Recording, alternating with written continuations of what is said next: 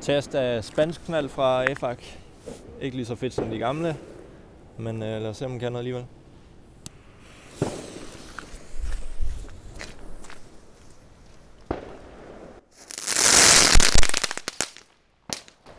Lidt kan den.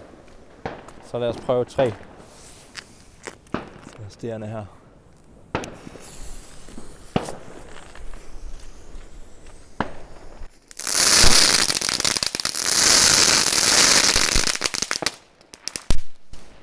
De er da meget sjove, men det er basically bare crackling-kugler.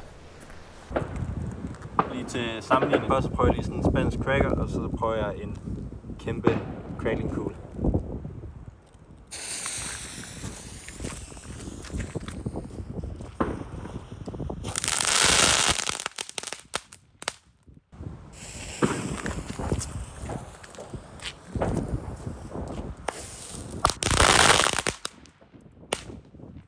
Spansk knald er lidt